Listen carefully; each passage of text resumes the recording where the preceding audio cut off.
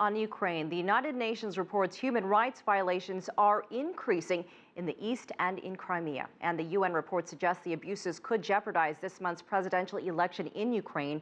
Russia has labeled the report politically motivated and lacking in objectivity. CCTV's Roee Ruttenberg has more from Kiev. The report was released on Friday morning, but it was shared with Ukrainian officials in advance. Specifically, it highlights the actions the UN expects authorities here to take to prevent any possible violation of human rights amid the unrest and to investigate verified past violations. Particularly worrying to Ivan Shimonovich, the Assistant Secretary General of the High Commission for Human Rights, who is visiting Kiev and delivered the report, was the involuntary detention of several hundreds of people, both during the February Maidan protests and now in the east and south. 49 people, he notes, are still unaccounted for.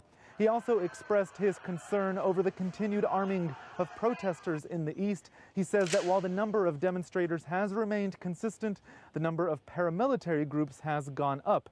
Arming them, he notes, is unlawful, and those responsible, he warned, will be held accountable.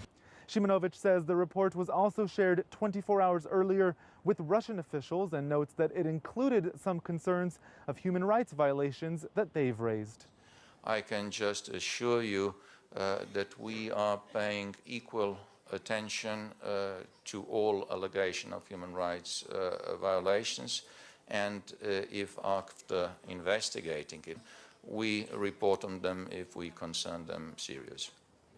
The report also warns of the consequences of hate speech, fueling violence, which then it says fuels more hate speech.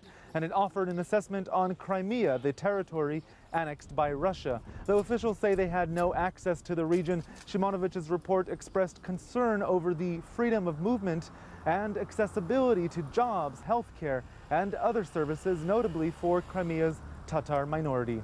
Officials have called upon all relevant players to implement their recommendations, and they say they'll assess the progress of that in their next report due out in June.